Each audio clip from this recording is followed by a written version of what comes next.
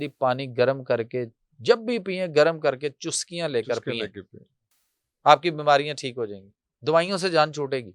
Chinese जहां दुनिया में आपको मिलेगा, आप सिब्बी जैकबाबाद के एरिया में जब वो सी पैक का जो प्रोसेस चल रहा था, आप देख लें, वहां भी पाकिस्तानी कहता है कि हम यक ठंडा पानी पीते हैं या पीते थे, और चाइनीज वहां पे भी इतनी गर्मी में सिब्बी जैकबाबाद का जो खित्ता है वो एशिया का गर्म तरीन मकाम है, वो कहते हैं वहां भी वो गर्म करके पानी गर्म करके पी रहा होता था।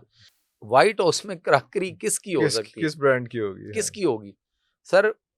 प्लेट को उल्टा करके देखा, नीचे लिखा था मेड इन चाइना। अल्लाह दास।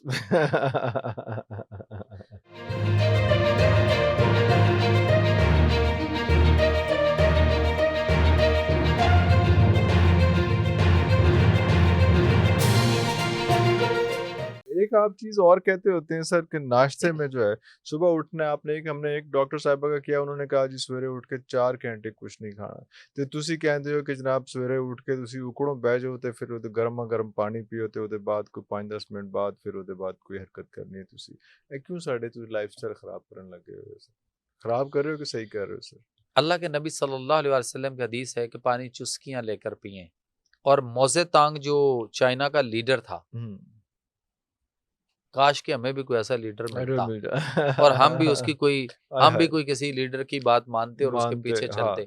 मोजे तांग ने चाइना में उस दौर में इंतहाई गुर्बत थी, इंतहाई कसम पुरसी की हालत थी उनकी चाइनीज की। और उस दौर में तारीख उठा के देखें सर, उस दौर में फाके होते थे और हफ्ते में 1-2 दफा कोई इतना का खाना इनको मिलता था खाने को जिससे पेट भरना बड़ा मुश्किल वाली बात थी। हफ्ते में? यस, हफ्ते बाद। ये चाइना जो आज चाइना पूरी दुनिया पे इस वक्त जो है वो जी जी जी अपनी पावर के साथ कीड़े मकोड़े हर चीज खाए थे ना वो, क्योंकि अब वो उन्होंने ये किया कि उन्होंने, और बीमारियां भी बड़ी थी उस दौर में, उनमें बीमारियां भी बहुत थी, बहुत बीमार थे। मोजे तांग एक लीडर उनको मिला और मोजे तांग ने एक नबी करीम सल्लल्लाहु अलैहि वसल्लम की हदीस को उठाया और उस हदीस में ये था कि पानी चुस्कियां लेकर पियो।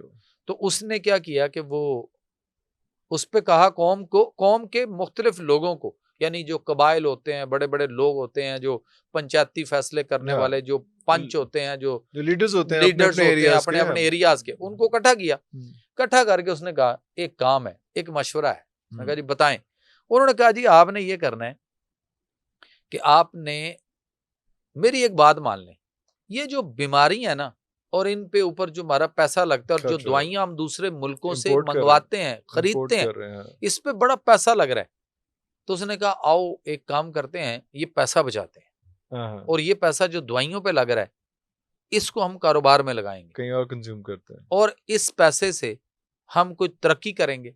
और उसके बाद मेरी अगर आपने बात मान ली तो आप रोजाना पेट भरकर खाओगे और आपके पास वफर रिज़्क होगा। अच्छा, वो जो लोग बैठे थे ना, उन्होंने कहा कि जनाब फिर तुसी यह चाहते हो कि असी अपने बीमारां नूं मुसीबत च तड़पदा छड़ दईए और ये तड़पते रहें और मर जाएं और हम दवाई के लिए पैसे बचाएं, हम तरक्की करने के चक्कर में। उसने कहा नहीं, मैं इसका भी एक फार्मूला देता हूं।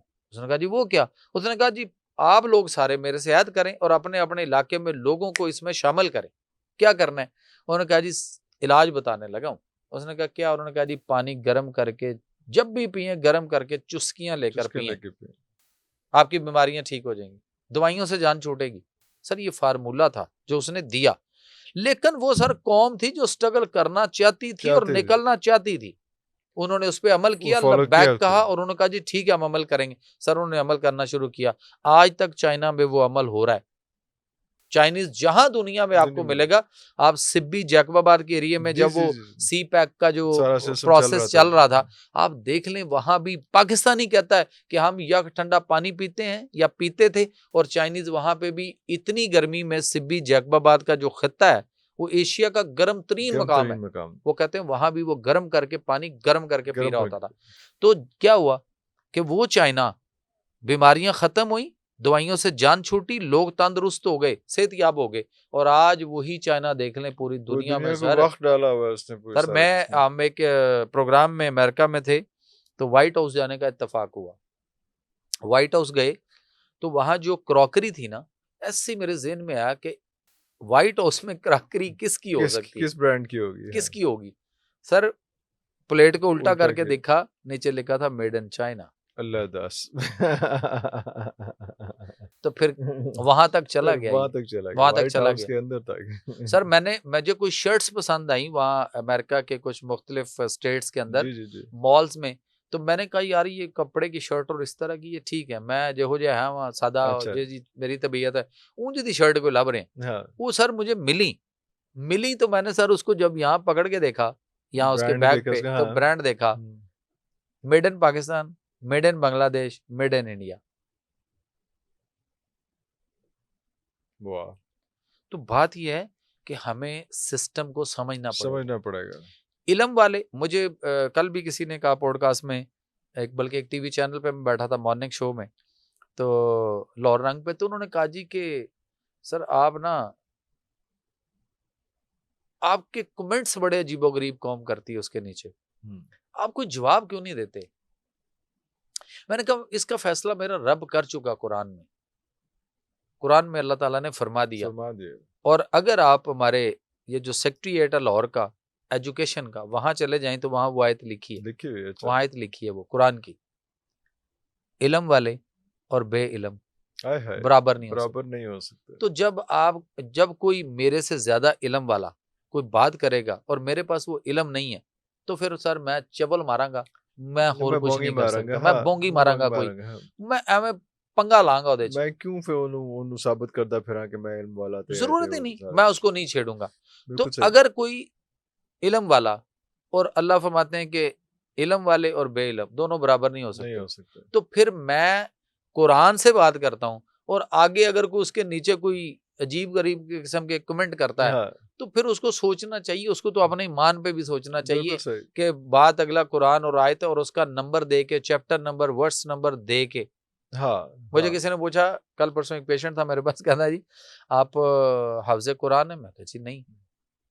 कमाल है जी, आप तो चैप्टर नंबर, वर्स नंबर ऐसे बताते हैं, जाकिर नाइक ऐसे बताते हैं। मैं कहा जी जाकिर नाइक बहुत बड़ी हस्ती हैं, वो अपनी जगह पे काम कर रहे हैं। मैंने कहा जी बात ही है कि आप कुरान के सर, कुरान से लज्जत आशनाई और कुरान से बातें तो करें। कभी कुरान को हमने पता क्या रखा है? सिर्फ सवाब के लिए, तो बस नाजरा पढ़ रहे हैं और सवाब इकट्ठा कर रहे हैं, नहीं जाना। सर उसके साथ बातें करें ना, कुरान आपसे बातें करता है। कभी कुरान से जरा फ्रेंडशिप तो करके देखिए, दोस्ती करके तो जिंदा जाविदा है, आपसे बातें करेगा। आप सवाल करें, आपको जवाब देगा। लेकिन अपने अंदर पहले वो चीज पैदा करें जिसके साथ, जिससे वो रिस्पॉन्ड करे। अपने अंदर दा भांडा पूरी तरह साफ से करो ना फिर।